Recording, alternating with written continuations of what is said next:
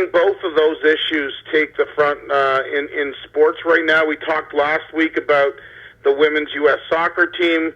That's really what their focus has been since. Listen, I'm proud of the women's soccer team, but it got a little annoying for me near the end. I'm sorry. Yeah, and we're also, you know what, Frank, and we're seeing in the NBA where a lot of the African American players, they want control over the owners. They want to start calling the shots. They are calling the shots. And they're saying basically, like, LeBron James recently said, we don't like the term owner. It is racist. It means that, the older, rich white man has power over us, and we don't want more. And they're trying to change the whole... I love LeBron James. I think he's one of the best athletes I've seen in my life. The only other one that I really enjoyed was I used to go see the Chicago Bulls because I was a big fan of Jordan, right? Yeah. But if you don't understand when you go work for somebody that you're an employee, I think anybody who's an entrepreneur or somebody who invests and gambles everything to have a business, and nobody's going to fucking do it. So, you're either an employee or an owner. There's no in between. And I think, you know what, the NBA players are really... They're starting to say we don't want that anymore. We want a different... the NBA players, if they push it, there's going to be a point where there'll be no NBA. That's true. And there'll be no more rich guys. Yeah, no, they have a problem with it. And, the businessmen like Steve Ballmer, who obviously made, billions of dollars and own the Clippers and was able to do what he did with Kawhi Leonard. I mean, he's his network. He's the owner. He's the principal. You don't want to call him the owner? He's the principal of the company. He is worth $51 billion.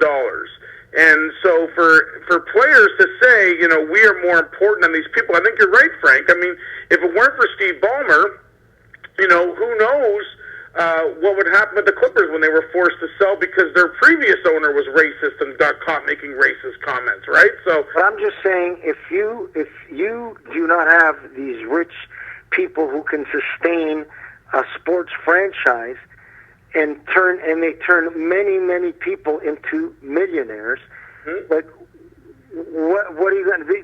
Like if you start pushing them in a different way and start making these crazy demands of somebody who's your boss, you're going to get fired. And that is what's happening. I think you're seeing it right now in the NBA. A lot of these basketball players are making their own demands. We want to be traded here. We want to go. We don't care that we're under contract. Yeah, but that's been going on for a long time, Eric. And if you want to be traded and you want to breach a contract, it's going to cost you. That's the whole fucking reason to have a contract. Well, you're right. But, I mean, in the case of Paul George, you get a contract to Oklahoma City. Kawhi Leonard calls him up. I want you to come join me in L.A. He says, okay, you're trading me to L.A., and all of a sudden they're handcuffed. So the NBA... No, they're not. They got the money. If you want to go to L.A., it's going to cost a lot of fucking money for us to get rid of your contract. Yeah, well... I'm telling you, the businessmen are not stupid.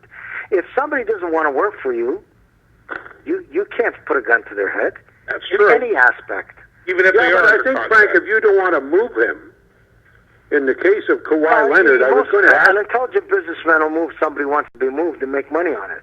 Yeah, if he can make money on it, I don't blame him. Yeah, but they do make money. Like I've seen 15, 16 examples of players say, "Fuck, I don't want to stay here. I want to be moved," and then the other team is willing to pay the vig. Well, I mean, says, "Fuck you, go see ya." As a Raptor fan, I was very bitter with how the whole Kawhi Leonard thing went down. I feel like he... Listen, I love Toronto. I was born and raised here. I am used to the Raptors ripping my fucking heart out of my chest. I've seen 6, 7 top Raptors after 1 or 2 seasons leave. Well, you're right, Frank. That's been the pattern here, from Vince Carter to Tracy McGrady to Vince Carter was disgusting. To where he, I'm not. Prior to basically Raptors overrated. What the fuck are you talking about? Dunking? That's the whole point of the fucking game. What's that? No, dunking. When Vince.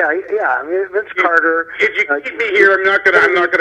Totally dissed. Right. That's right. This team, but we've lost Bosch. We've lost. Yep. I like Bosch. It was nice of him to come back during the playoffs and do some color commentating, and he was very happy for the Raptors that they won.